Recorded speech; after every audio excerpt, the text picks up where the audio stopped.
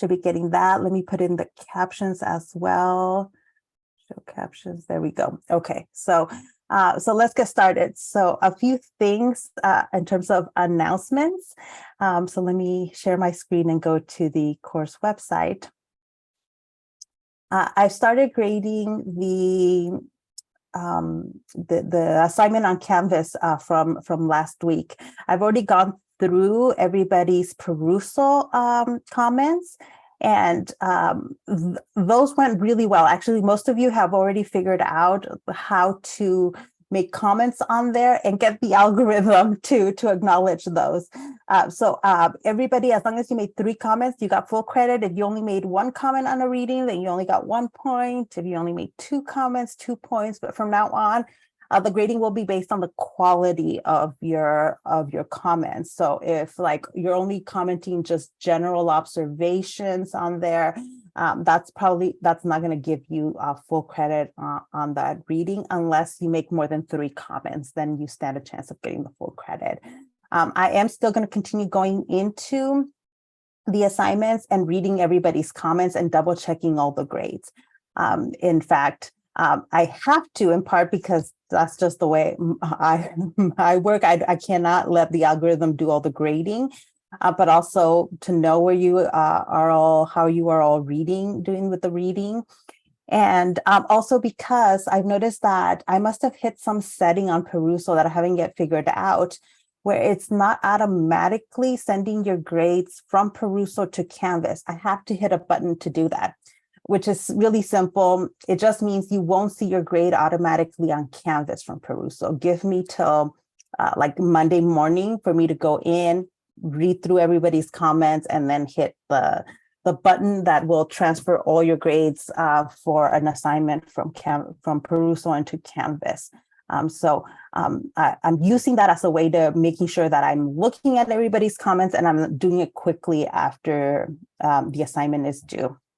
A few things I noticed about the kinds of comments you all were making on the Ida B. Wells and the Williams reading, the reading that was due for Sunday. You all did really well with it. I think it looked like most of it was approachable, or you all found enough things on there that were interesting. I think primarily everybody was shocked at some of the stories that were being told. And frankly, that's a good reaction, right? We don't want to get desensitized to the kind of pain and suffering that people go through. And that's actually sometimes hard to maintain when we're doing a lot of history, because there is a lot of pain and suffering in history. Sometimes I try to make sure and highlight some of the joys and good things, but there is a lot of negativity in the history we're going to be touching on, and you don't want to become desensitized to it, basically. So I appreciated the kind of reactions people had to some of this horrific reading here.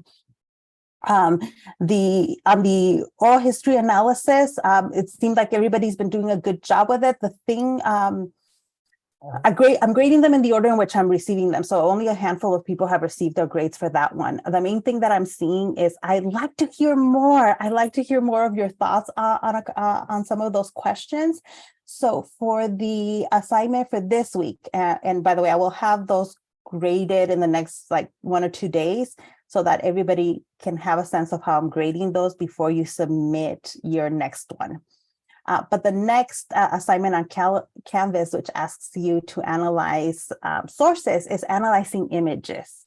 Right? Again, these are going to be primarily highly racist images, but what we want here is the historical context, right? So I really want you to dig into these images to really try to see beyond just what's there. There's clear racism in these images. So I'm going to ask you to dig in more and see what else you can analyze from the image. And I will be trying to help you along, give you some clues as to what you might want to look for in these images. For example, the second image here, this might not seem so obvious. It might not be clear where the racism in this image is. Right? This is an image from a book. It was a post-apocalyptic book in a world in which Chinese people had taken over America, specifically California. The book was set in California, and this was one of the images that was in the book. It's called The Governor of California.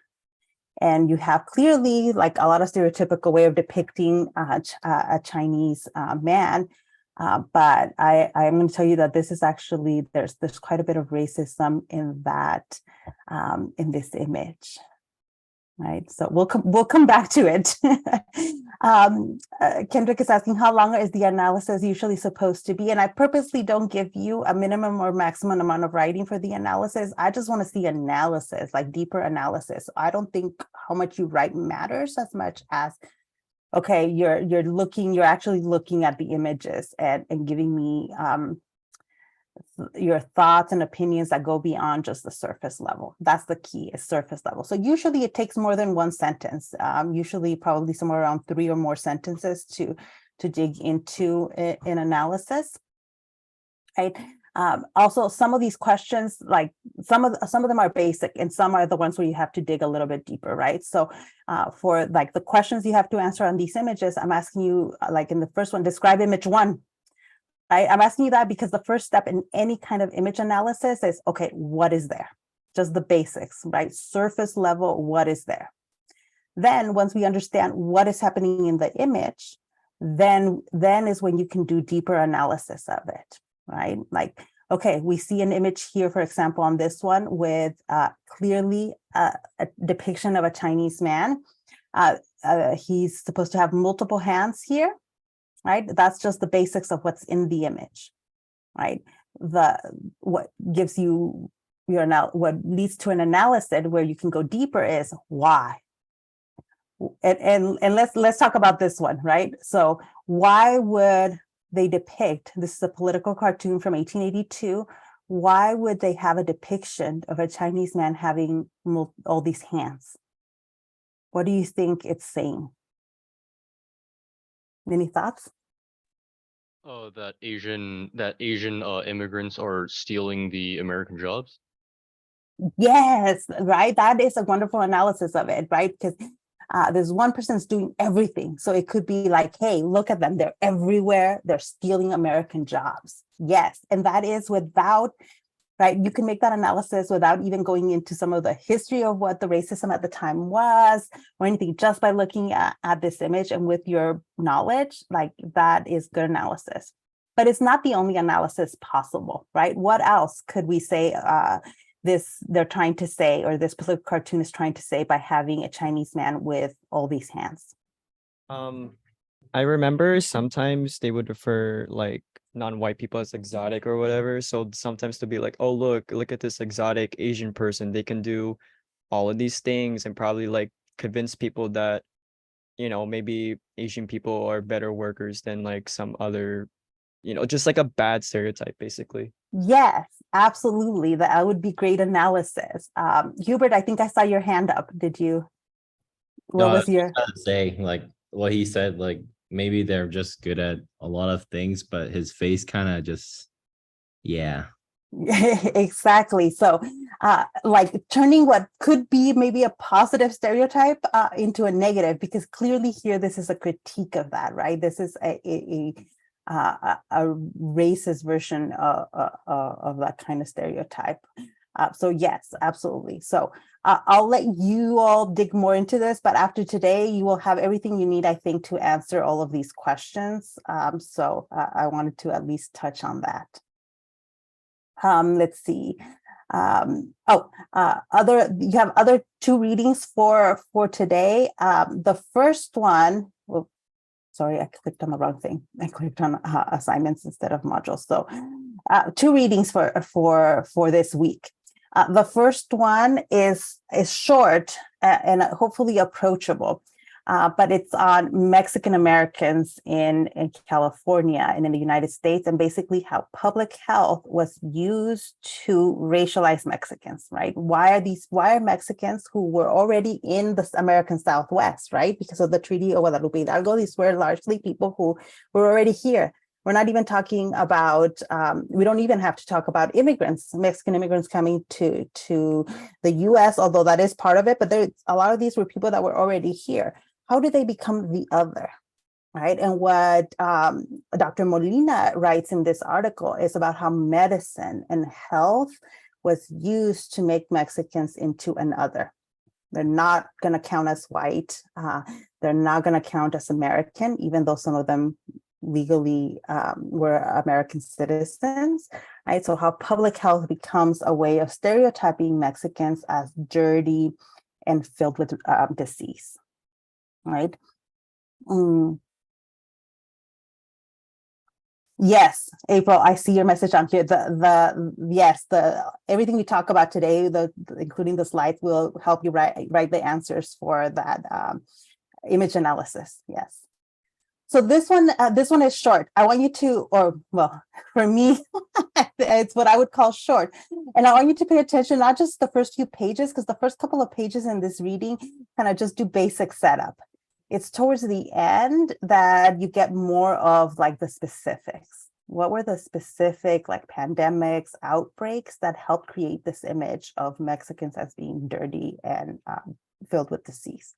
Because it's actually a really weird thing. I remember as a kid when I first learned that Mexican people were supposed to be considered dirty and full of disease. And I was like, what? My mom was like super strict about cleanliness. So that stereotype, that racist image, it always puzzled me. I didn't understand how people could believe that. But this gives you some of the history of how people came to believe that. And it's the main topic we'll be talking about on Thursday. So then the other reading that I'm assigning, you don't have to do this one for Thursday, just by Sunday. But it is the first 4 chapters of Maria Hinojosa's Once I Was You. Right. So this one, you want to read it a little bit differently, right? This one you want to read with the final paper in mind. So I do want to talk about the prompt for the final paper in this class. And it seems like it's early to be talking about that paper, but one, this class is going to move really fast because it's only 5 weeks. But also because I want you to start reading it, right? I want you to start reading the book. And it's difficult sometimes to know what you're looking for when you're reading somebody's memoir. In this book, Hinojosa is telling us the story of her family, the story of how she becomes a journalist, right? But she's also giving us the history of the 1960s to today. Right? It's actually, that's what I want you to notice, that she is giving us history as she gives us her personal story. Right? So if you go to assignments or in module 5, you will find the final paper for prompt for Once I Was You here. And you can read my description of it, but the basic assignment here is that you're going to write a 3 to 5 page paper examining the readings from Once I Was You, and you are going to have a thesis that answers the question, what version of American history emerges in her personal story? Right? Because I'm telling you, she is giving us history, and we will discuss the history that she gives us in the book, but how? What is that version of the history? Right? Because there are multiple versions of American history. Right, so let me stop sharing, for example, stop sharing the screen and just ask you. So this is the question that will give you your points for the day. So this is the assignment that I'm going to put on Canvas and give you points for. So my question, so everyone has to give me your answer in the chat, right? The question is, if you were writing a list for future historians, what would you say were the 3 most important parts of the last 3 years? Right. So let's say you want to leave something for future historians, and you think about the last 3 or 4 years, so primarily encompassing the pandemic. What would you say historians would need to understand in order to understand your life in the last 3 years? Right. If you're helping them do a kind of chronology of the last 3 years. Right. Sorry, wait, is it the last like 3 years of like history or like No, our history? Our history today. Okay. Right. So us in 2023, if we're gonna tell historians of the future something, what would you say were the 3 most important parts of the last 3 years. I'm typing it up here. So give me your answers in the chat so I can give you credit. And you can just do bullet points or number them 1, 2, 3.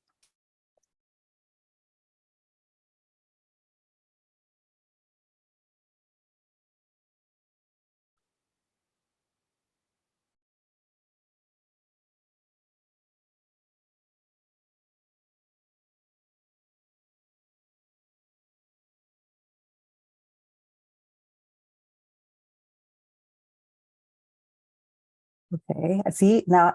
Really interesting seeing them, because this is the point. I'm like the kind of the point of seeing everybody's response is that everybody they're going to be similar, right? Your responses are the ones I'm seeing so far are similar, but they're not all exactly the same.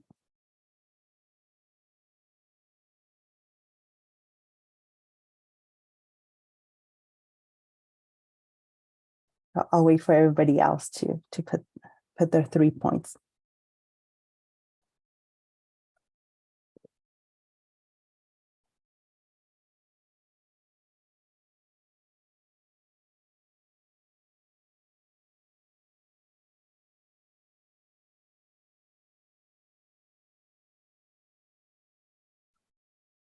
It's interesting. Some of you, I think, are anticipating how important some of the things happening right now will be. Let's see that is correct. There's nothing wrong with that. I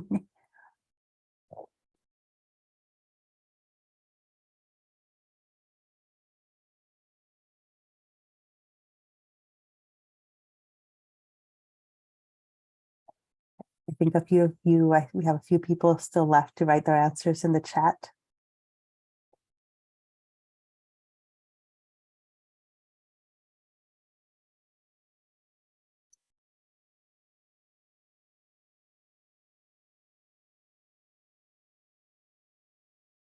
Okay, almost everyone is saying something about the pandemic and about COVID-19, right? Because yes, in the last like 3 years, that's been one of the defining features of everybody's lives. In fact, I probably can't imagine anybody that hasn't been touched in some way by the pandemic. But one of the things I'm noticing in the way you all are making that point in the chat is some of you are thinking of it in terms of school, how that affected schools, your education, which is correct for all of you to do it, right? Because you all were in school during the last 3 years. So one of the main ways in which it impacted you all personally was through schools, right? Having to go online, shutting down schools, the issues coming up of going back in person in schools, right? But think about how an adult might, or somebody who's not in school, would experience the pandemic. They might think about it in very different terms. They might not mention schools at all. If somebody is older, they don't have kids, they're not in school, they don't work in a school, they'll still mention the pandemic, but they might not say anything about schools, right? They might have a different version of the pandemic, right? Somebody who very easily can work at home versus having to go in person, or somebody who was not called an essential worker, would have had a very different experience of the pandemic than somebody who was never able to work from home during the pandemic years, right? I don't see very many people. I think April, you might be the only one. April might be the only one who mentioned any violence against Asian Americans. I'm looking through, which is interesting, right? But that is, again, for some people that would have had a bigger impact, right? For the families of anybody that was impacted by that kind of violence, that might be the number one thing that they would put in their list. Some of you are putting some version of Black Lives Matter and the instances of cops killing Black men. And some of you got specific with some of the names. Yeah, some of that. For some of you, that would have played an important role. Some of you are talking about Ukraine and Russia, right? but not everybody. I'm actually noticing that while a lot of you put in Trump, not everyone had Trump or his election or the indictment. Some of you did not say anything about Trump, and others of you had that as one of your points. Right. Some of you had stuff about AI, but not very many of you. Interesting. Gabriel is the only one who had anything about the Hubble telescope. Okay. School shootings. Okay. I only see one person who's Patricia. I think you might be the only one who said anything about school shootings.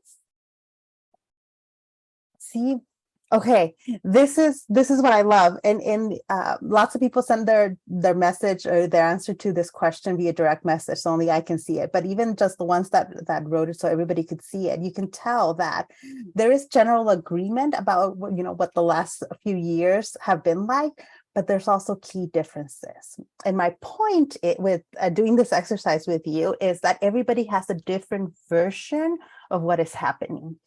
And so for historians, is what do we do with all these different versions? That is one of the key elements of being a historian, is deciding what you do with these versions of it, right? What do these different versions tell us? How is that history written differently depending on who you're looking at, right? Whose version of history you are looking at. And so normally when we do US history, right, we like the precedents. Presidential elections are key to telling the history of the United States, right? The standard political history is looking at presidential elections, who the presidents are, how they got elected, what they do during the presidency. That tends to be labeled as political history and history from above, right? History of like larger known influential people. But historians also do a lot of history from below, seeing how individual people, how families are affected by what's going on, sometimes in large, sometimes in smaller ways. And that can tell us a very different version of history. So the goal when you're reading Hinojosa's memoir is to think about the history that comes through her eyes. And specifically, she's not just like, it's not just some random person I've chosen for us to read about. I chose her because, one, she is telling her perspective as a woman, as someone who identifies, who lives her life as a woman. Other key element of her experience, and this is something she talks about, because she talks about like womanhood, how her experience being a woman, but also her experience as an immigrant. But her experience of immigration is not necessarily, it is at times typical of the immigrant experience, but other times it's not. Like you'll notice in chapter 1, she talks about how she comes to the US. Well, she came as a child on an airplane with documentation that allowed her to legally enter the US. Right? That's a very different experience than that of other immigrants. And yet, she's going to tell us, when she tells us the story, she's going to tell us something about health and medicine that you'll be able to connect to the other reading we're doing this week.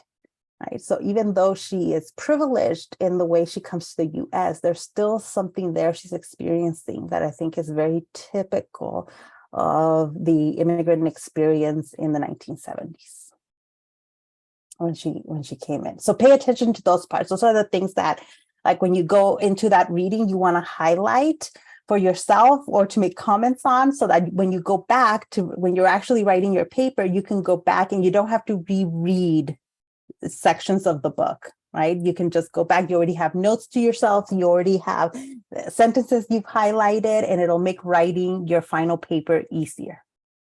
So you might be tempted to just like quickly skim through this reading and kind of just do it as quickly as possible, but help future you out. You can help future you out by making sure you're making notes that highlighting things that will be helpful to writing the paper. That's my advice. At the end, it's up to you, but my advice is to do that. Questions? Do you have questions on the work for this week?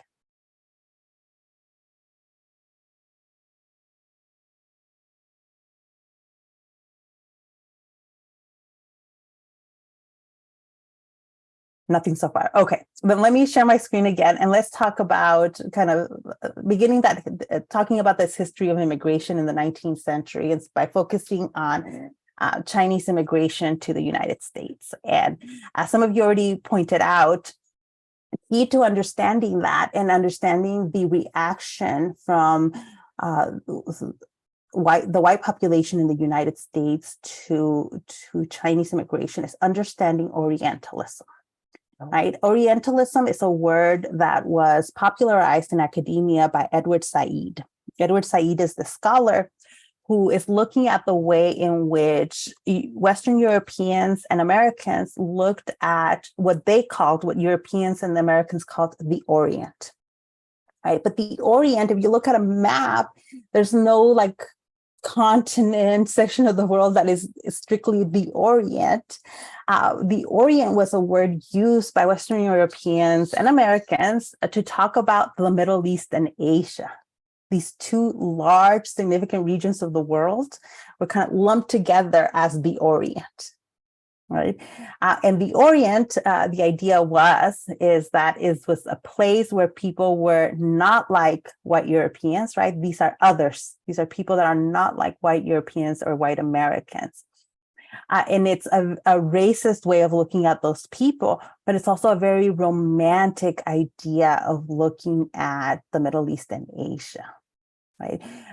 Because part of it is that these were people that Europeans believed were backwards. They're not like Europeans, they're not white, but also that they were unaware of their own history and culture. So one of the biggest examples when we can do this with any part of what they labeled the Orient, but China, for example, right? Europeans and Americans want to do business with China. They actually admire China. They admire Chinese history. They admire Chinese silk, Chinese porcelain. But right, and they see a vast Chinese history, but they still think of it as, or these people as not being as good as us, right? They're not as good as white Europeans. So how do you reconcile that, right? How did these Europeans, on the one hand, admire Chinese things and admire Chinese culture and want Chinese things, but also see the people that make those things, the people that have that history, as not being as good as the Europeans? Well, it all gets kind of embedded into this Orientalism as, yes, we can admire those things. We can admire the Middle East and Asia, but they're still not white. Therefore, are lower in a European racial hierarchy. Right? And this exists even today, right? In the way in which I see it, in the way in which people can sometimes admire like Asian actors, Asian culture. And admiring a different culture does not mean you cannot be racist in your view of a different culture. Oftentimes, even the admiration of another culture can come out very racist, right? So one of the examples of how we do this, even in recent times, is looking at before these last recent years, we've actually been doing a little better in media. What is the typical way in which Asians are depicted in Hollywood films and television? So what was the typical way? Even in like the 1990s and early 2000s, you did not see a lot of Asians or Asian Americans in film or television. They would be, oh, sorry. No, go ahead. They would be like easy to push around, or like nerds, or like have Yes. very small roles. Yes, one, typically small roles, and nerd, and especially the like very into math and science, very good at math and science, is one of those boxes that Asians get put into in film and television. That was one of the few ways in which you see them depicted on film and television. Yes. Yeah. What are some other ways, or what are some of these other boxes that Asians get put into in film and television? Who do I see? Hubert. I think it's like using the really like weird tone or like the accent that people do. Like Oh my Typic- god, like that kind of stuff. It's kind of weird. Yes, always with a heavy accent. And Asian American actors have talked about that, about how they would go into a casting call and be asked to be more Asian, be more Chinese, be more whatever. And what they meant by that is, why is your English so good? You're supposed to have a thick accent. and it comes from this racist idea that all Asian Americans need to have a thick accent, when the reality is not real. April in the comments are saying wearing glasses when it comes to a dress code. Yes. Another prevalent, or let's see, who, Christian? Yeah.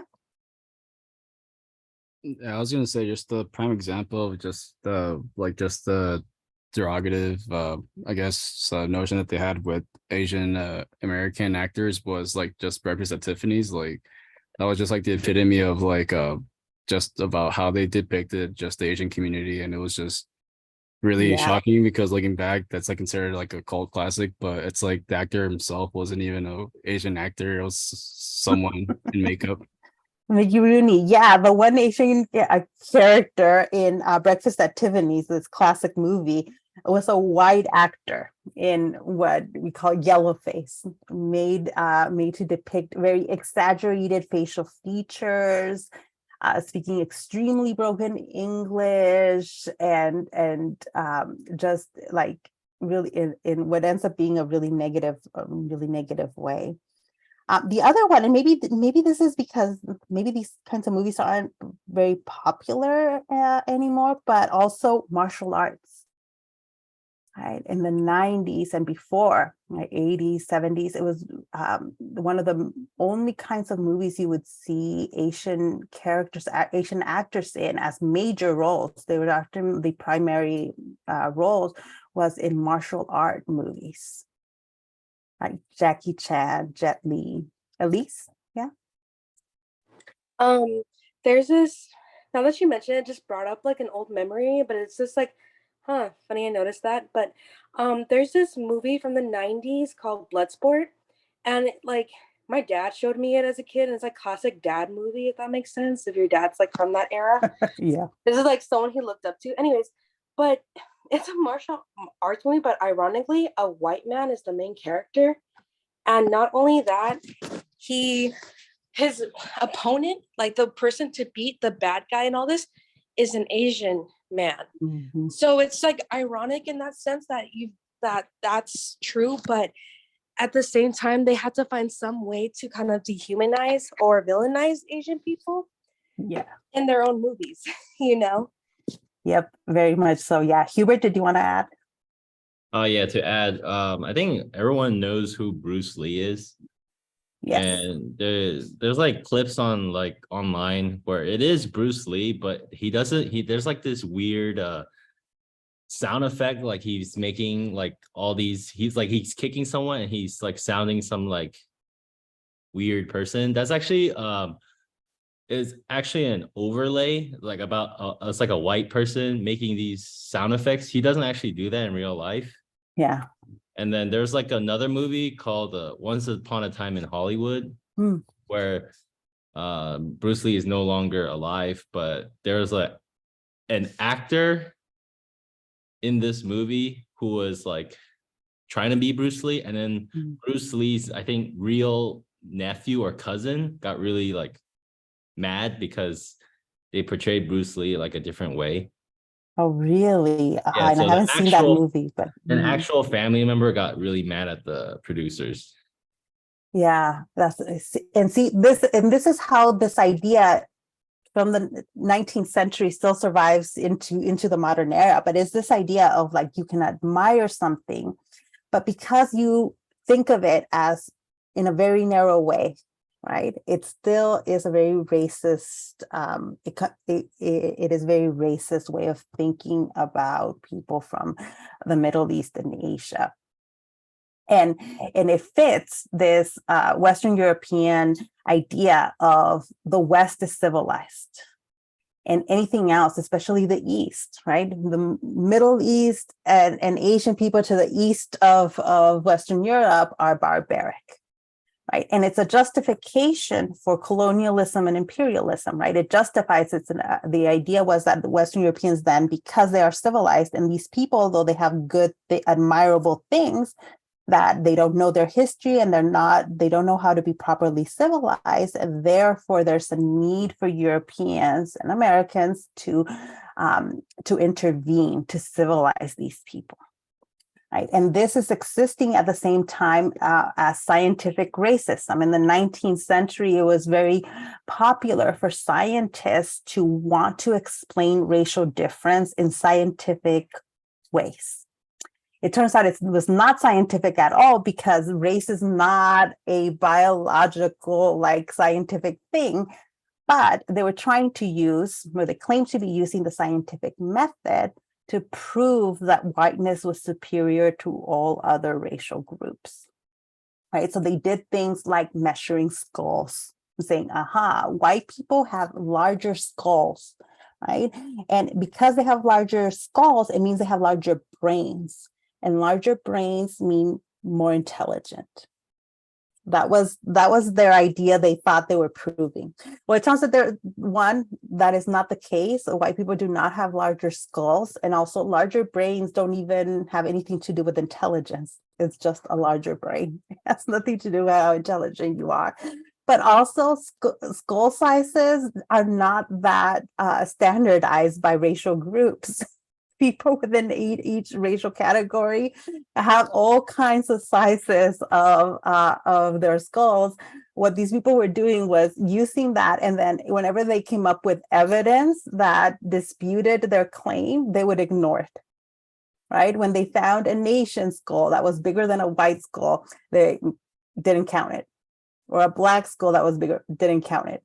And so it was you trying to use the scientific method, but in reality, it was not scientific at all. It was what we would call pseudoscience, right? It was bad science to try to prove a racist idea that white people were superior. But it's in that context then that this idea of the Orient is created, right? So that was already in existence in the world when you start getting significant number of Chinese immigrants coming into the United States, to the West Coast primarily. So they're coming primarily to California, Oregon, and Washington, what is now Oregon and Washington, and would have just been like Washington Territory at the time, right? I'll get back to these points. At the same time, they're not the only kind of racial other in the West Coast. Right? There is already Mexican people here, though we'll come back to them, and indigenous people. We'll come back to the status of those groups later. But almost immediately upon the arrival of Chinese immigrants, there's a backlash, right? One, in part because Chinese immigrants were very visible, right? They follow a pattern that a lot of immigrant groups also follow, which is as immigrants started coming to the West Coast, they tended to live with other people that were immigrating from the same places, and therefore forming these ethnic enclaves within towns and cities, right? There's a reason why there are Chinatowns in most large cities all over the world, right? There's Chinatown in Los Angeles. There's one in San Francisco. If you haven't traveled abroad, you might not have realized, but there's a Chinatown in London. There's a Chinatown in Paris. There's a Chinatown. Every major city around the globe has their version of these kinds of like ethnic communities within cities, right? And part of that, how these Chinatowns are created, is just normal kind of basic ideas that, hey,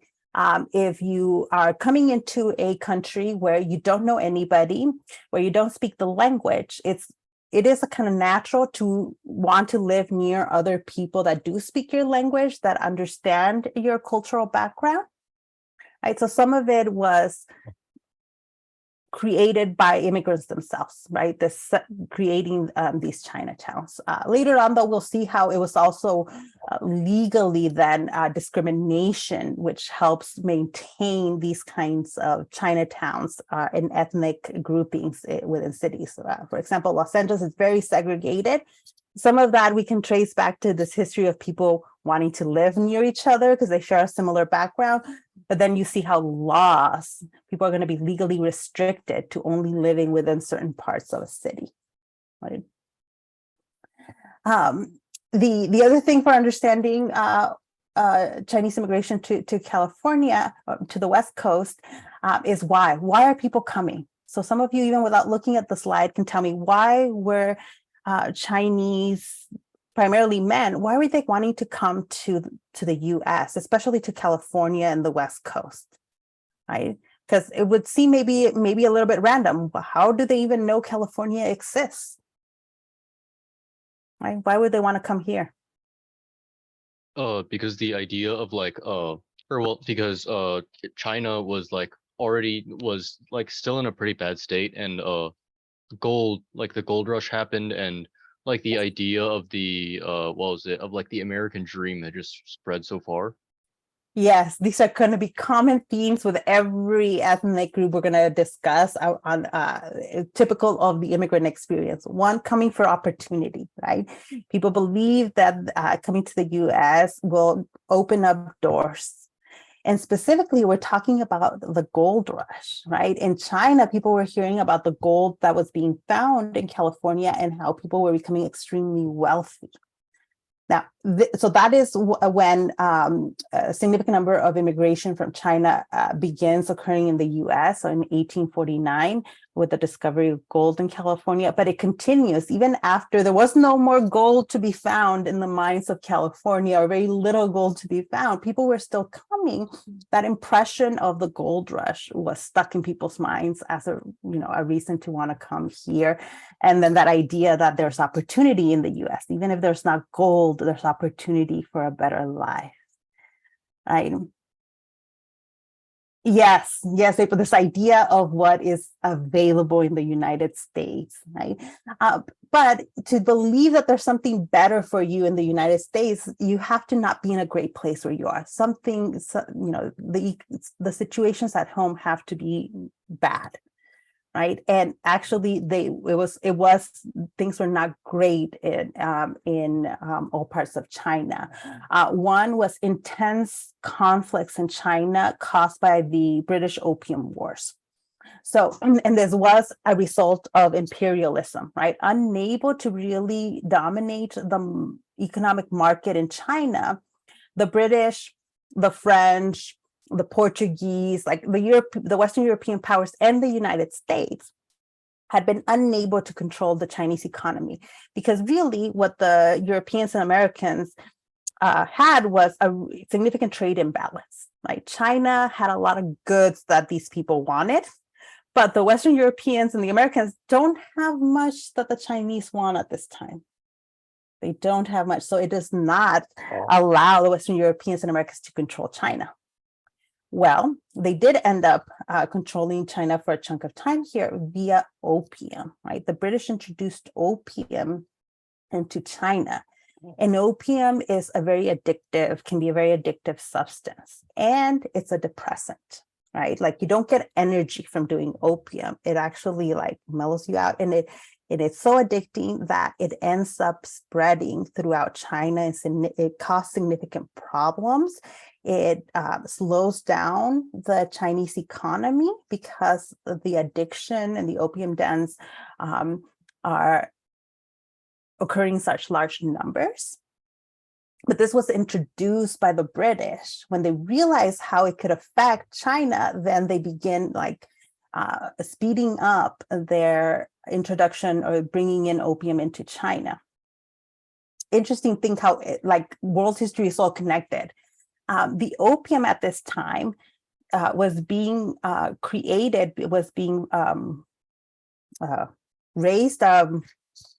Oh goodness, the exact word to describe this is missing, but it was being grown. There we go. It was being grown. Opium was being grown in India, right?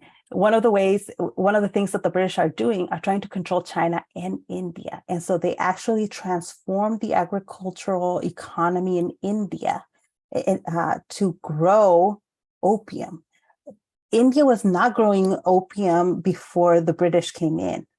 They were growing cotton and producing some of the world's best textile, right? The best textiles before this time were coming from China and India. Well, the British don't want that. They want to control India. So they force Indian farms to transform from growing other products to growing opium. Opium that the British would then take to China and use to try to control the economy in China. Now, the Chinese did not just take this sitting down, and so it leads to a series of wars in China over this opium. And because these opium wars and the British have weakened the Chinese government, you then have rebellions throughout China. This conflict, right, war, ends up leading to then bad economic conditions all over China.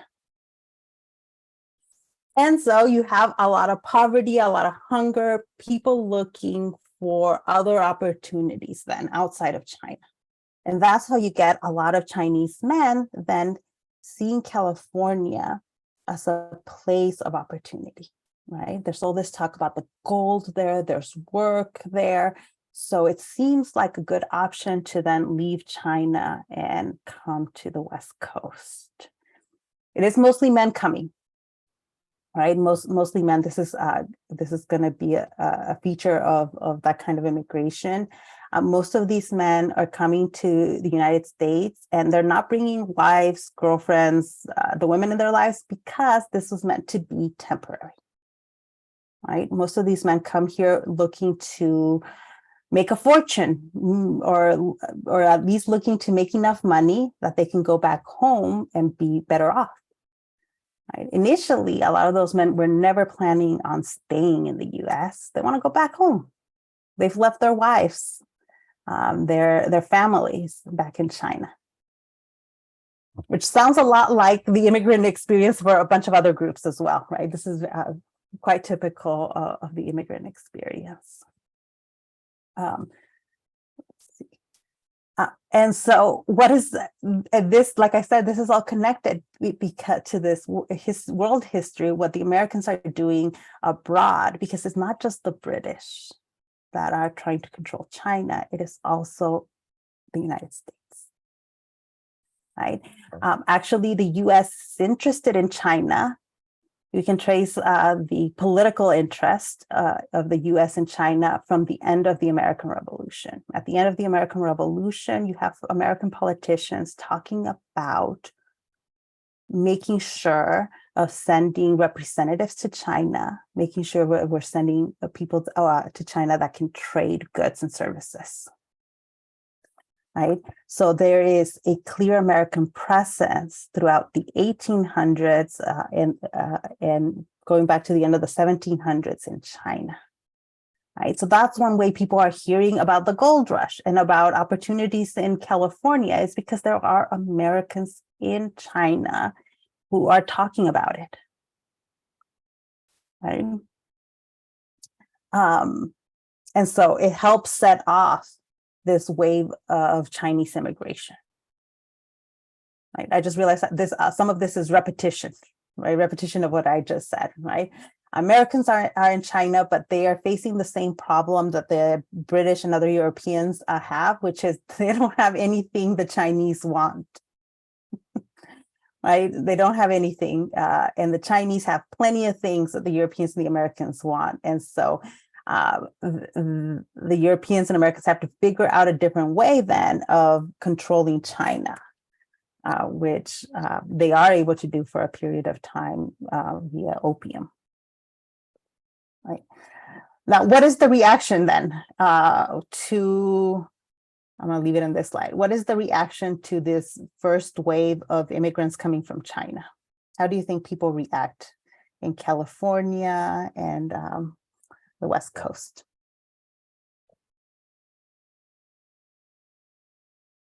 Are people, do you think, generally happy to have Chinese immigration? Oh, I think nobody liked them, but then they were free labor, so then they had to be like tolerated, right? Or well, they were like super cheap labor. Yeah, and that is the thing. Right away, right? There's already this nativist feeling in different parts of the U.S., right? In the East Coast, you have this nativist backlash to Southern European immigration, right? Nativism against Italian and Irish immigrants because they're not Northern European. In fact, the Irish and the Italians are seen as not white. Right, so there's already this anti-immigrant feeling in different parts of the U.S. But in California, there is this backlash against Chinese immigration. You have slogans that were very popular at the time, like California for Americans. Now, it's a really ironic kind of slogan because literally California had just become American territory. This, what is now California, had just a few years before Chinese immigration been Mexican territory. So California for Americans seems kind of silly, but it's part of making California American. Because at this time, white Americans do not make up a majority of the population in California. They're trying to make California white and American because it's not, right? Because there's a significant number of Mexicans, because there's still indigenous communities in California. And now they're seeing a wave of Chinese immigration. And so there's a backlash, this fear amongst white Americans that if you allow this immigration to continue to grow unchecked, that they will lose California. Right? That it will not be white and it will not be American enough. So California passes new laws to try to restrict, to try to make life hard for Chinese immigrants. In 1852, California passes a tax that was $3 for every foreign miner. So every foreign miner working in the mines had to pay a $3 tax. Right. This is disproportionate because this was actually a large chunk of their of the money they were making, but it actually helped the state have money like this. The money that they are collecting from taxing foreign miners becomes somewhere between 25 to 50% of the money the state has, like it's state money. So it becomes lucrative to tax foreign miners. I remember at this time, really, even though the wording in the tax says that they're taxing foreign miners, what they're really doing are taxing Chinese immigrants working in the mines. Because a lot of even the Mexicans that were working in the mines were American citizens. As a lot of those people had already been in California before it becomes American. And all of the people coming from the East Coast are considered Americans. So really, the foreign miners are really just the Chinese Americans. It's very clear that they are taxing Chinese immigrants here, not anybody else. They also have to decide, right? The United States has to decide whether Chinese immigrants are eligible for citizenship. Right?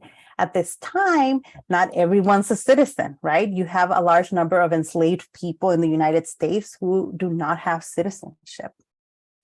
So right away, right, there's a law passed that declares that citizenship is for whites only.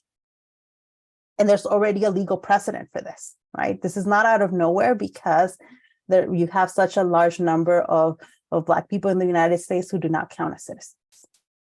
Right? So the implication becomes legally stated. It is part of the legal precedent that citizenship is for white people only. Right? So it's saying anybody that is not white, they cannot be a citizen. Right? So if you are a Chinese immigrant in the West Coast, what is your life like? With all these legal restrictions and these taxes being passed, What do you think if you were a Chinese immigrant working in California, what are you thinking? Do you think this is going to push you to want to go back home faster? Is it scaring you? Is it not? What do you think?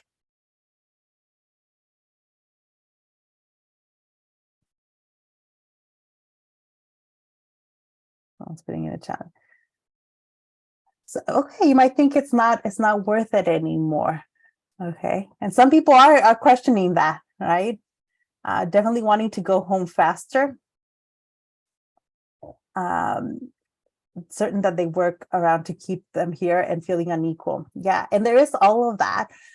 Economically, though, even with this tax, a lot of people feel like they're still better off staying in the US rather than hurrying back home, right? Although some people are thinking, okay, we need to save up more money because most of these immigrants are already sending money back home. They're trying to save enough so that they can support their families back in China. And as long as that's working, that they're not really going to want to leave.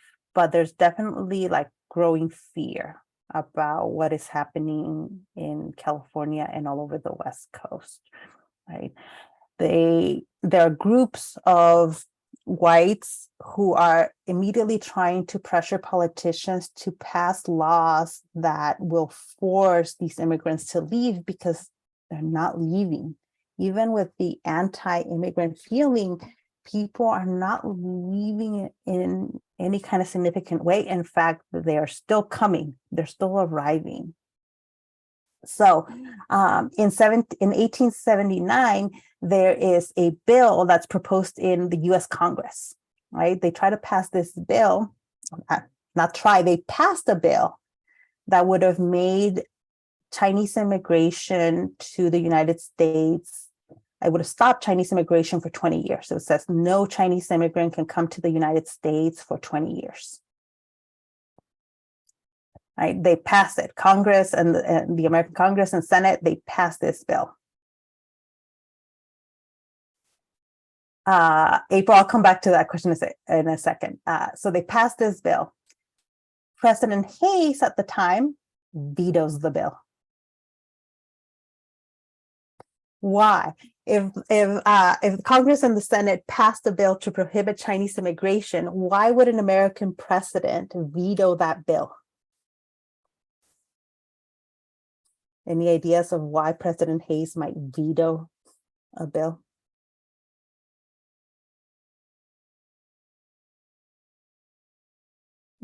Yes. One, we literally need Chinese immigrants, and the railroads are one of the groups that is talking to the president at this time and saying, like, you can't prohibit Chinese immigration because they make up our labor force. We need these workers, this cheap labor. Yes, they're one of the main group lobbying Hayes to veto this bill. Back to April's questions, though, that when the first Chinese immigrants came to the U.S. by ship, so there was not a way to go back home to China anyway. There was a way because these ships are coming back and forth.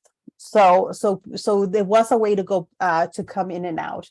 But part of the problem is when Chinese immigrants were arriving, usually they would buy the ticket on the ship on credit. Right? They owe because typically, people are coming for financial reasons because they're not making a living back home. And so they buy the ticket to come to the US on credit, and then they have to pay it off. So some people cannot go right away because they still owe money on the ticket that brought them to the US. But mostly they're not going back, not because they can't, but because they don't want to. They're still making enough money in the US and they're supporting families back home. So it was not impossible to go back to China. But so it's primarily that they don't want to go back yet. Yeah. So yes, the railroad definitely needs the labor here. But there's another big reason why Hayes vetoes the bill. And that is they're really worried about the Chinese reaction to the US passing that law. This is at a time in which American companies are in China trying to do business in China. The US had diplomats and business people trying to trade in China. And they're afraid that the Chinese might do something against against American businessmen, against the diplomacy that they're trying to work out in China, and that would fail if they pass a bill prohibiting Chinese immigration. So they're actually very worried about Chinese reaction to a law like that, because the US is interested in doing business with China. So it was largely an economic decision by haste to veto this bill. Like we can't prohibit immigration from China because we need that cheap labor, and we're afraid of angering the Chinese government over this. Right. So this is not it. And at the same time, by the way, because we want to make sure we don't give some of these presidents too much credit. You might think, well, maybe he's okay with Chinese immigrants. No, not Hayes. He understood the kind of backlash against Chinese immigrants. Right. He just kind of makes a political decision that the kind of anger that might result from him vetoing this bill is worth accepting in return for not angering the Chinese. They actually sent an American representative to China to try to negotiate with the Chinese government about Chinese immigration. Right? It's the Angel Treaty. Sorry, my pronunciation, I get my Spanish and my French mixed into my English. So I always pronounce things oddly. This treaty in 1880, in which they actually negotiate with the Chinese government to allow the Americans to create restrictions on Chinese immigration in exchange for American support against Russia and Japan. Right? China is afraid about the moves that Russia and Japan are making, and they're like, okay, we actually want this friendship with the US, so all right, we'll allow you to restrict Chinese immigration in exchange for you helping us out with the Russians and the Japanese. However, initially, that treaty doesn't do much. Despite this treaty, the US government is unable to pass any restriction on Chinese immigration right away. It's going to take them another 2 years to do anything, right? They're trying to negotiate, right? Congressmen are trying to negotiate with this. There's the original bill in 1879. Had prohibited immigration for 20 years. And now they're like, okay, well, if we can't do that, what else can we do? Well, one of the things they do is they make illegal immigration, what we would call illegal immigration, or at the time was unauthorized immigration, a misdemeanor, right? Which it still is today. It's not some major crime. People would get $100 fine and a year in prison and possible removal. These were the things that they were trying to negotiate on, right? Okay, we can make Chinese immigration illegal. What does that mean? Well, it might mean prison time, it might mean a fine, or it might be sending people back. They're also thinking about prohibiting citizenship to any Chinese immigrant coming in. All of those proposals, these negotiations, though, are getting vetoed by the president. And at the time, in the 1880s, it doesn't matter who's president. Hayes had vetoed this bill. President Arthur here also doesn't want to sign even some of reduced or a much more watered down anti-Chinese immigration bill. He still doesn't want to sign it. Again, they're still worried about the cheap labor for the railroads, and they're worried about the Chinese reaction. Right, so this is one way in which, like, the international relationships, right, the international setting is affecting internal American politics. Right? Because some of these things are not being rejected on the basis of being humane or law or anything. Like, it's not that these people are not racist. There's actually a lot of racist language in the negotiation of these things. It's just getting vetoed because of the larger politics at play. Right?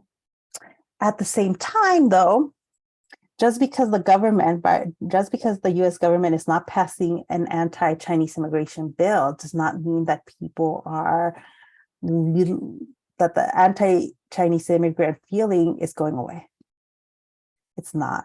What we see is an increase in violence against Chinese communities all over the West Coast. Right? There are major massacres all over the United States. There's a major massacre in what is now Washington State, in Tacoma, Washington, in which communities are usually what they would do is a group of white men would get together and they would go to where the Chinese population was living, and they would give people somewhere between 24 to 48 hours. Sometimes they would give them a week to leave town. Right? These white people, these white mobs would go to the Chinese people and say, you've got a week to leave. You've got 48 hours to leave. Some people would then leave, but the majority of these Chinese communities would not leave. Then what would happen is violence. Right? They would come in with guns, threatening the Chinese population, burning down homes, burning down entire parts of their town to try to force these Chinese immigrants to leave. And that happened in Los Angeles. How many of you know about the 1871 massacre in Los Angeles of Chinese in the Chinese community?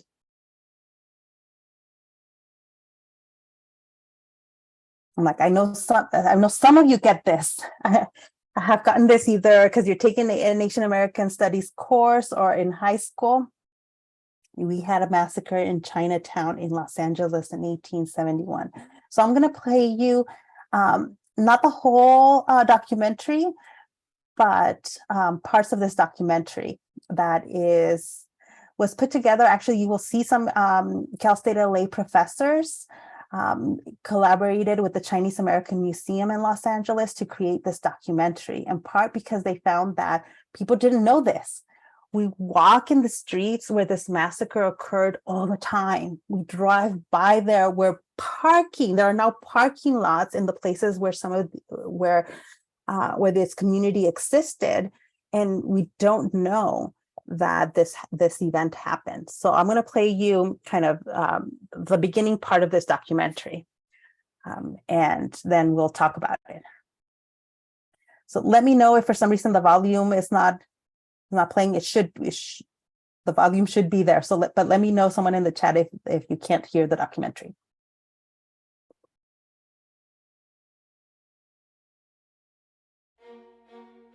You should be hearing it now.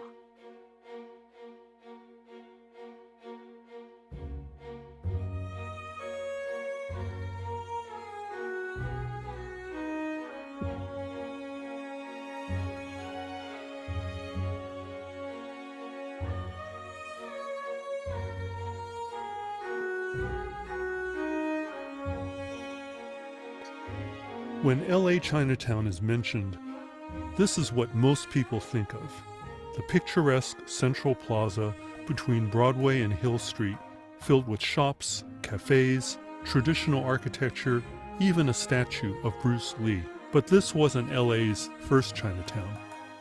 The original Chinatown sprang up over 150 years ago along a dusty, adobe-lined alley about a mile away.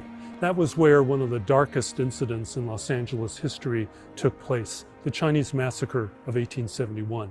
On the night of October 24th, 1871, a mob of about 500 Angelenos converged on the Chinese part of town. They killed cooks, laundrymen, a musician, even a well-respected Chinese doctor. Not that they had done anything wrong, the problem was the color of their skin. This was the largest massacre in LA's history, and it was the last massacre marking the transition of Los Angeles from a Wild West town to a modern city that lived under the rule of law. I was born and raised in LA, part of the fourth generation of our family to lay down roots in this city. But as I was growing up, I never heard about the story of the massacre from our parents. They didn't mention it. It wasn't taught in school. Nobody talked about it. But the story of violence against marginalized people, Blacks, Latinos, Asians, Native Americans, is part of the LA story. And it's still a story that reverberates today. In order to remember the forgotten history, we're going to take you along a trail of blood and tears. We're going to see the actual sites where the massacre of the Chinese in 1871 actually happened. Let's get started. Now we're at Father Serra Park. This is where North Los Angeles Street and Alameda Street come together. Behind me is Union Station. Across the street over there is El Pueblo, which is where Spanish settlers first created what later became the city of Los Angeles. What you may not know is that North Los Angeles Street used to be called Calle de los Negros, or what some Angelenos used to call Negro Alley. This is where the original Chinatown began. I think some believe that Calle de los Negros got its name because of the darker skinned complected folks that lived along this kind of alleyway. This moniker came prior to the Americans and the Anglos that came into Los Angeles. And it could have identified any group of people. It could have been indigenous, could have been Chinese, Mexican, Californios. So those that just had a darker skin complexion. It wasn't racialized just yet. The downtown of Los Angeles at that time looked a lot like Tucson or Santa Fe. It was Mexican architecture, single-story adobes. The Chinese who moved into the neighborhood of Calle de los Negros did whatever they could to try to make the neighborhood feel like home. And so even though these were adobe buildings, they would string Chinese banners and Chinese lanterns. Calle de los Negros had once been one of the most desirable neighborhoods in Los Angeles. In the 1830s and 40s, the prominent Californio families built their homes there. By the early 1850s, by the time the Chinese arrived, Calle de los Negros was a neighborhood that was deteriorating. A lot of brothels and saloons had opened there, and along with them came knife fights and gun fights. And so it soon became known as the roughest neighborhood in town. So in Los Angeles in the 1850s, there were 2 documented Chinese. By the 1860s, there were probably about 14. By the 1870s, just a little bit over 200. So about 234 people that were there. They came down into this area because of the fact that, number one, the mines up north, the gold mines up north, were drying up. I mean, the reality was that they were pushed out of the northern mines, and many of them, because of the foreign miners tax, were pushed out of the mines. The railroads have been completed. Others were seeking different labor and fulfilling a vacuum of labor in Los Angeles because of the gold rush. And so many Chinese and predominantly Chinese men, they were in Los Angeles working as laundrymen. They were working as houseboys, or what was considered houseboys, by the Anglo population. They were working as vegetable peddlers, some were farmers, because Los Angeles now didn't look like Los Angeles then. There was a great deal of green spaces in which Chinese did work as farmers, and they did so up and down California. So many of them, majority of them, were just like kind of low-level laborers. Calle de los Negros was the roughest part of frontier Los Angeles. Virtually everyone carried a knife or a pistol. One historian wrote that violent mayhem was almost a daily occurrence in this part of town, and among the perpetrators were the Chinese. It was here, late on the afternoon of October 24th, 1871, that a gunfight broke out between gunmen from rival Chinese gangs.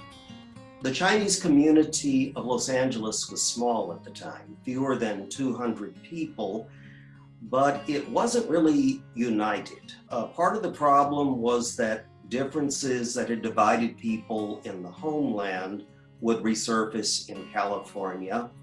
But these disputes were also based in commerce. Business was very competitive in the Chinese Quarter at that time.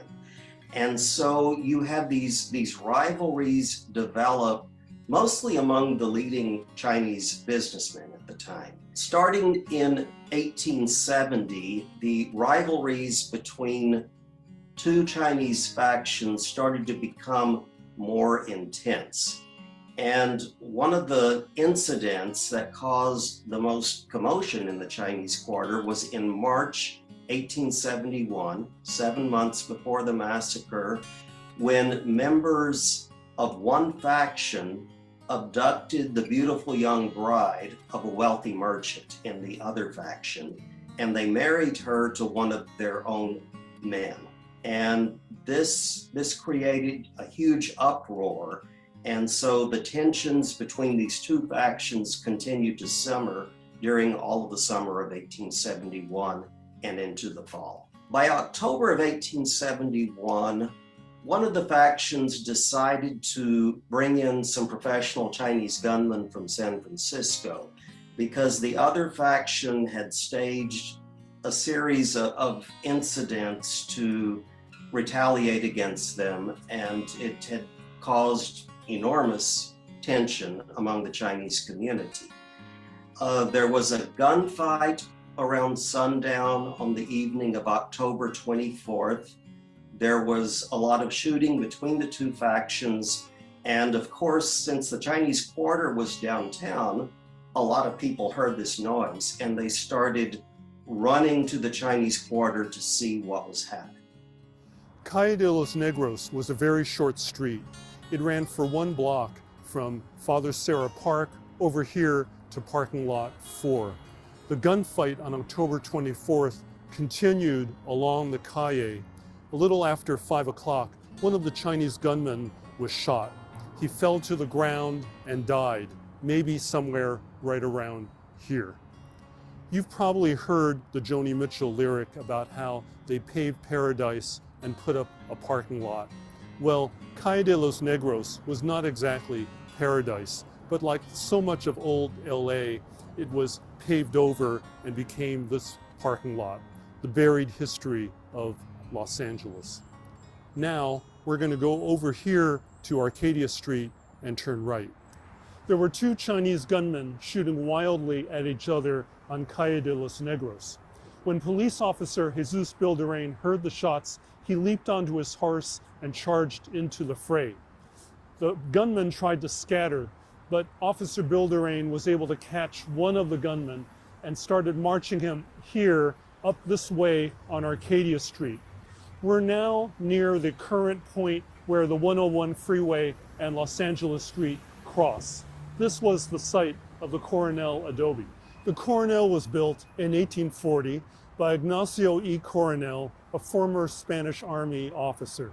His son Antonio later became mayor of Los Angeles and California State Treasurer. By the 1850s, when the Chinese started to arrive, the Coronels had moved out and other people moved in. Dr. Qilong Tong was one of the best-known Chinese in the Los Angeles of 1871. He had his home and his office here in the Coronel building. But the building also had less reputable businesses, such as bars, gambling houses, and brothels. Dr. Tong, who, at the time in the 1870s, he had his wife with him, which was very, very unusual, not just for a Chinese man, but actually any man in Los Angeles, because the majority of the population were men. He was one of the only herbal doctors in town. He probably did pretty good business because Chinese herbal medicine, traditional Chinese medicine, was actually very well known in California. He probably served not just the Chinese community, but he served other communities who were also very familiar with herbal medicines. Not surprisingly, the Coronel developed a reputation as a place where violence and even death became common. It was so bad that one of the local newspapers, the Los Angeles Herald, wrote that the Coronel block serves a man for breakfast every morning. So it's no surprise that it was here that the violence of October 24th began to spread out of control.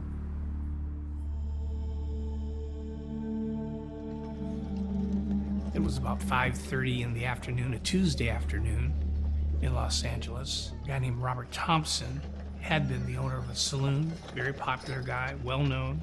When the shooting broke out, he took it upon himself to engage with the shooters. He was armed. He went up to the doorway of the Cornell building and foolishly stood in the doorway and fired into the dark. Somebody inside the building returned the fire, hitting him.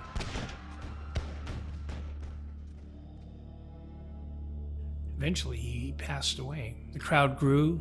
Word spread that this Robert Thompson died about 7:30.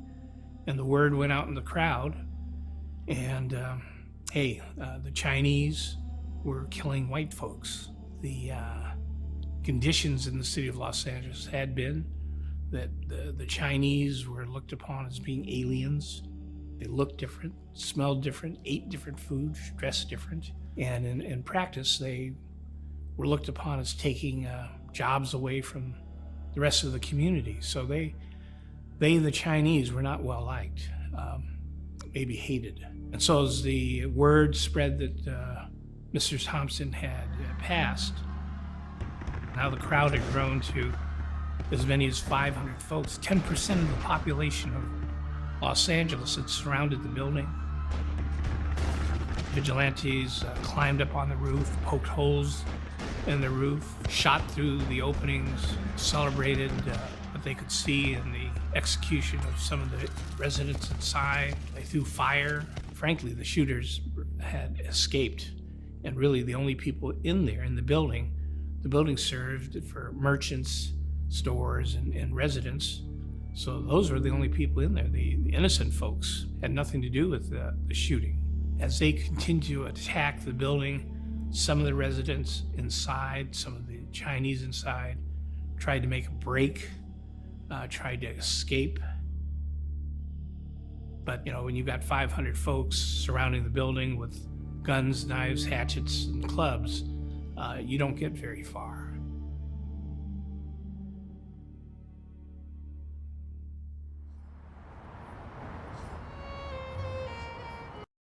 Okay, I'm stopping it there, but as you can see, there's more to this story. So if anybody wants to go back and finish watching it, the link is in the PowerPoint, but also if you just look up the Chinese American Museum, the retracing the Chinese massacre of 1871, you can find the rest of the documentary, and they have it linked also on the website for the Chinese American Museum. All right, let's talk about it. What stood out to you in this story? Stop sharing.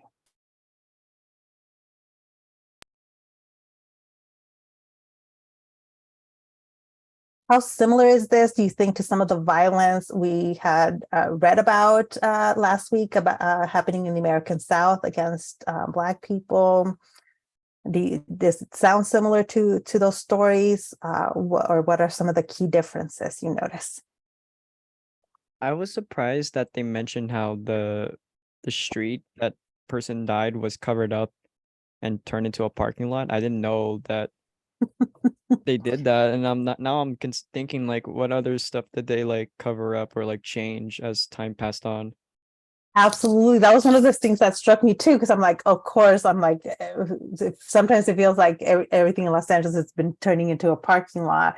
But like, this was a major part of this. That was where the original Chinatown had existed, and they just now a parking lot.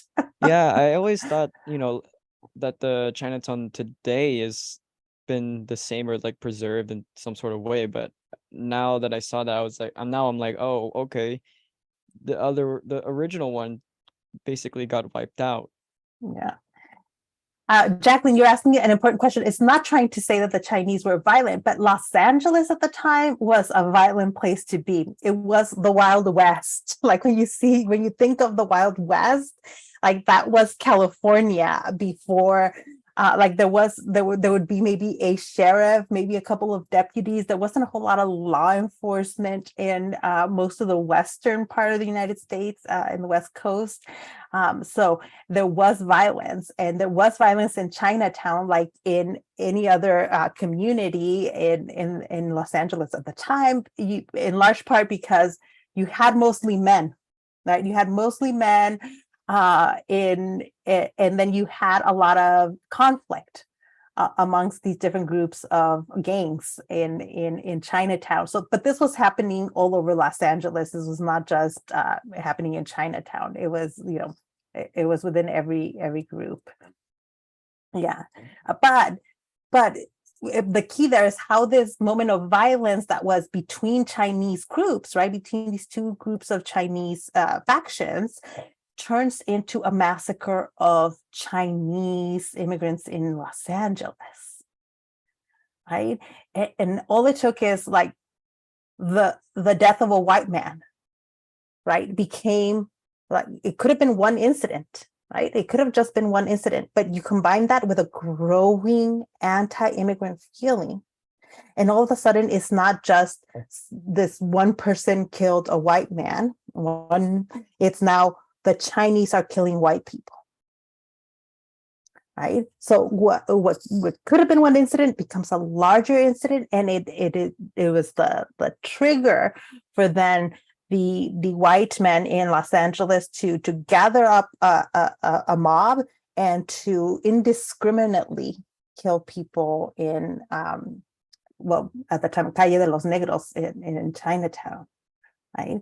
So this, I think, is key, because when violence against Chinese immigrants began at this time, there would often be some triggering incident, right?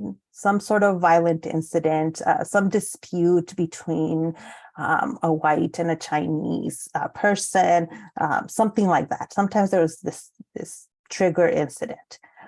But later on, as the violence and anti-immigrant sentiment grew, people didn't even need something like that to happen, right? There was just the anti-Chinese immigrant feeling was just so high that all people needed to do was talk about it. And then all of a sudden, the Chinese community was being threatened. They had to leave or they would be killed, their homes burned down. Like the violence was occurring initially with trigger incidents, but later on, it just seemed kind of random, right? Sammy says, personally, I was just surprised at many of the places I've passed by in LA historical grounds. Yeah, that's the other thing I like to emphasize, because there's so much rich, really old history in California that we walk by every day, and we don't appreciate it. Sometimes it's easier to appreciate history when we're traveling somewhere else or we're seeing history in a different part, but it's part of our everyday lives. We just don't notice it. Yeah. Now let's talk about a couple of things. So first, what do you think the result was of this kind of violence? What do you think? This kind of violence occurs. How do you think people reacted to this violence?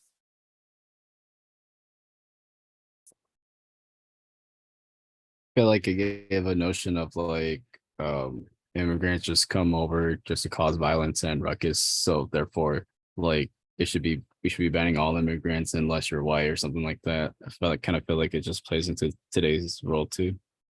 Yeah, it actually does. It contributes to this anti-Chinese immigrant feeling like, see, this is what happens. And there were actually people talking about maybe we should restrict Chinese immigration to prevent this kind of violence. And some people would try to make the argument that in order to protect Chinese immigrants, you needed to stop Chinese immigration, because they are just going to experience violence from the white population. Therefore, we should just ban them. So it was very much contributing then. It's like a self-reinforcing idea to just adds more to the anti-Chinese immigrant feelings. Jian says, little backlash from the minority community, but from the white community, definitely more anti-immigrant sentiment. Exactly. Some people were choosing to leave some of these towns, right? But they weren't leaving to go back home. They were actually leaving just to a different town, right? So the violence does not diminish the number of Chinese immigrants in California or anywhere in the West Coast. Like, it just does not. But all of this contributes to passing the Chinese Exclusion Act, right? In 1882, the US government, after tons of pushing, growing violence, and tons of pushing from anti-immigrant groups, it finally passes the Chinese Exclusion Act, or the Restriction Act, which tried to put a stop to all Chinese immigration coming into the United States. Let me take us back to the PowerPoint.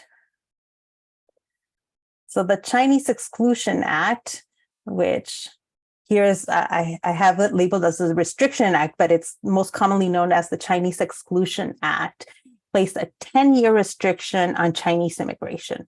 So at first it was supposed to be just for 10 years, no, we're going to prohibit all immigration coming into the US from China. But it gets extended. It's going to last more than 10 years. What's interesting, though, is that the US at the time had no mechanism, no federal mechanism to really enforce the Chinese Exclusion Act. There's no ICE. There's no immigration, there's no border patrol, there's no Department of Homeland Security, there's no branch of the federal government whose sole purpose was to kind of enforce immigration law. In part because there was no real immigration law before the Chinese Restriction Act is passed. Right, there were attempts to kind of restrict Irish, Italian, South European immigration, but this is really a key step in developing a federal immigration policy. The Chinese Exclusion Act is this first major step, right? So, but because too many T's here, but they passed this law, but they really were not intending to form any kind of new agency. In fact, lawmakers did not want to expand federal government. In order to really enforce this immigration law, they would have had to extend the capabilities of the federal government, right? You would have to send agents to patrol the borders, to send people back, right? To enforce it, you need people on the ground doing that. And the federal government did not have any of that and did not provide for funding for any of that. So who was enforcing the Chinese Exclusion Act? The Treasury Department. So the Treasury Department gets this new law, like they have they have it written down, they have this new law, and their budget didn't go up. So they don't have a budget for enforcing the Restriction Act. They just, okay, this law gets passed. Chinese immigrants are no longer supposed to be allowed into the US. How are they going to do that? Well, because there was so little direction from the federal government, it ends up being up to individual officials, customs officials working for a Treasury Department. So it depended. Whether or not people were being stopped from coming into the US would depend on the custom official that was there, and if there was a custom official there. Sometimes it was easier to stop ships coming into the US with Chinese immigrants in them, right? They would get stopped because usually all of that, like there's taxes imposed on the goods coming in from those ships, things like that. So a custom official might be at the in the coast, monitoring those ships. And if he sees immigrants, then he might question them. But it turns out that there was a lot of workarounds, loopholes to the Chinese Exclusion Act. So in part to not anger the Chinese government, the Chinese Exclusion Act included exemptions for diplomats, for merchants, and for tourists. Right, because you still want to do business with China. So Chinese merchants, business people that are doing business with the US, you don't want to stop them. You don't want to stop diplomats from being able to come into the US. And they also included tourists. If a Chinese person wanted to come to the US just to see the sights, just to see the US, that was allowed. Well, how do you prove that you're coming in just as a tourist? You just told the custom official, I'm just coming in, I'm just passing through. I'm just coming in for tourism purposes. Therefore, then this is where the customs officials had a lot of power. They get to decide whether they believe the person or not. And a lot of customs officials, or some custom officials, felt like, I don't have the time to do this, so they would take people's words for it. The other loophole to the law was if you had already lived in the US, if you were already in the US and you were a Chinese immigrant, you were allowed to leave and come back. Right? Because at the time the law is passed, there were some people who were living in the US, but maybe had gone back to China for a short period of time to visit family. And so the law allowed them to come back to the US if they had already been here. Except the US did not issue passports at the time. It issued no documentation to prove that you had already been in the US. So how were people supposed to prove, or how were you supposed to know if you're a customs official that somebody was already living in the US or not? So a lot of immigrants coming in would try to claim that they had already been living in the US. And so the Chinese Exclusion Act doesn't actually stop all Chinese immigration to the US. Right? There were times in which customs officials would try to send people back to China. And we know about some of these cases because the individuals involved would sue the US government. Right? Some custom official would try to send someone back, and the person would be like, nope, let's go to court. And judges, when those cases came before judges, they tended to allow people to stay. Judges very rarely sent people back to China. They tended to allow people to stay.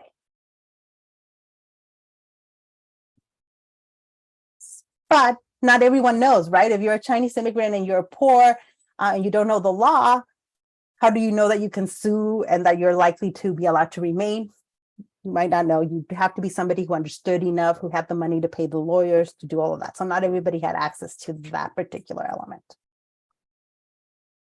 You'll see in one of the sources on the Canvas activity that actually there is, Chinese immigration to the US does significantly slow down after the Chinese Exclusion Act, that it does not stop. There were new immigrants coming in. They were coming in via ships directly into US territory, but there were two other ways, or at least two other ways in which people could enter the US coming in from China. And this is why I have a map. Well, two of the open avenues was to not come directly to the US. Instead, you could get on a ship that was going to Mexico. And then from Mexico, come up to the US. Right? There was no border patrol. There was no fence. There was nobody on the border between the US and Mexico stopping people from moving.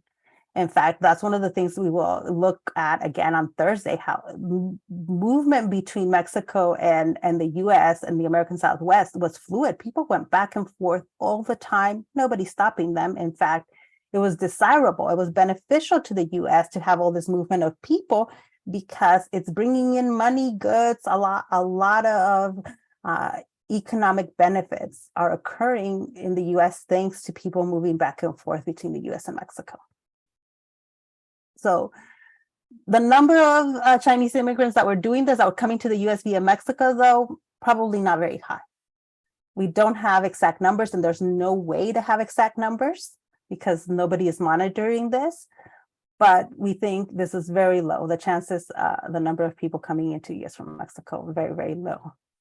Instead, we do know that it was occurring more via Canada, because this border between the US and Canada was also not heavily monitored, right? So, and it was easier. A lot of ships were coming in from China into what is not Canada. So they would arrive up here and then make their way into what was at the time Washington Territory before it was a state. There was one customs official in Washington Territory who was supposed to be enforcing the Chinese Exclusion Act, excuse me. One guy monitoring the entire border between the Washington and Canada. So how effective do you think he was at stopping immigration, Chinese immigrants coming from Canada?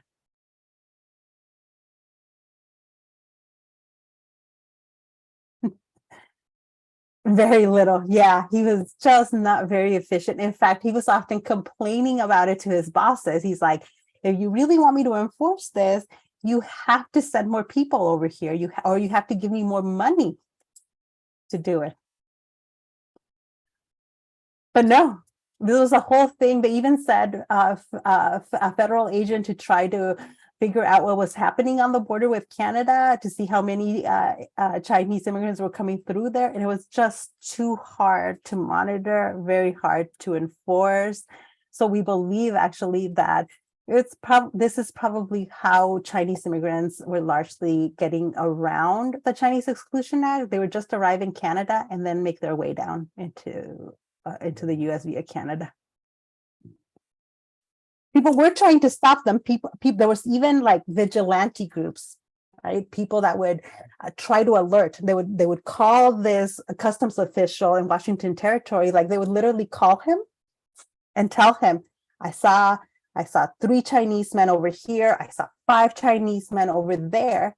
So, all right, he would get the message. The customs official would arrive wherever he was told there was these Chinese men that had illegally crossed the border. By the time he gets there, because they don't have cell phones, they don't have the internet, any Chinese person that had been there is long gone by the time the customs official got there. Even if he did get there in time, they didn't have the means to hold people. There were, in fact, it was illegal within the US law to just arrest an immigrant and put them in jail. It was against American law to arrest and jail immigrants. They had no mechanism. There was no detention centers. They were actually not allowed by American law to detain immigrants in jails. Now, it still occurred. Just because the law didn't allow it doesn't mean it didn't happen. It did happen. But they didn't have that mechanism to do it. So oftentimes what customs officials would try to do is send people back, is just send them back. However, another problem with just sending people back was that Canada was also experiencing an anti-Chinese immigrant. And they would not allow the US to send Chinese immigrants back to Canada.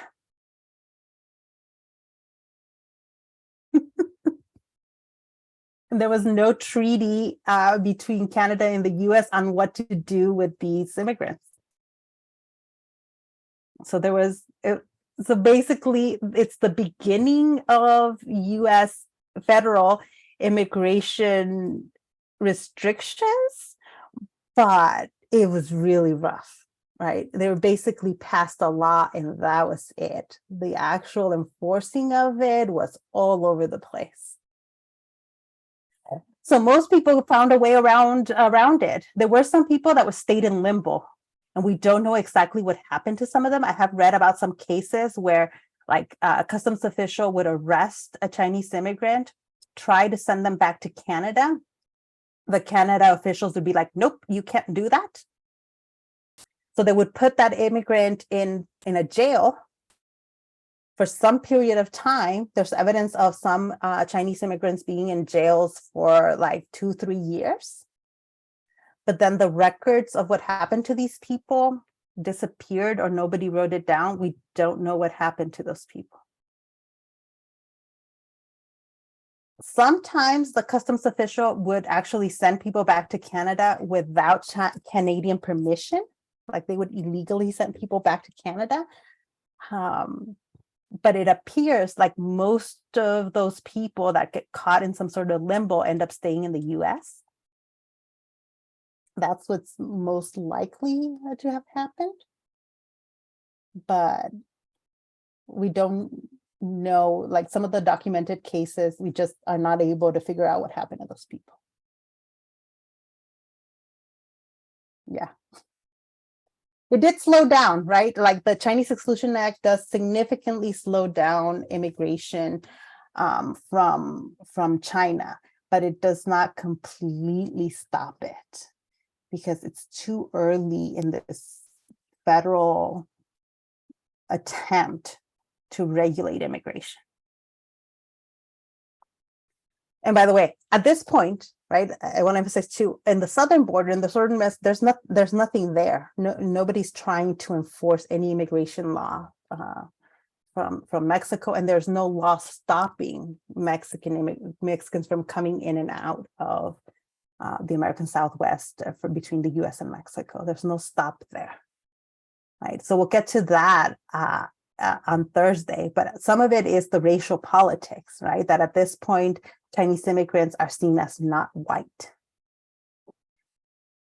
While Mexican immigrants initially do have legal status as white, right? The Treaty of Guadalupe Hidalgo, which makes that Mexican territory into American territory, stipulated that Mexicans left in that territory would have full rights of citizenship. So legally, most of the Mexicans in California, Arizona, the whole Southwest, right? They were legally white. They're not going to stay that way, but they were legally white. Whereas for Chinese immigrants at this point, nope, right? The laws are being passed to make sure that they don't count as white and that they don't have access to citizenship or any kind of legal status. Okay, I'm going to stop the recording. Any questions?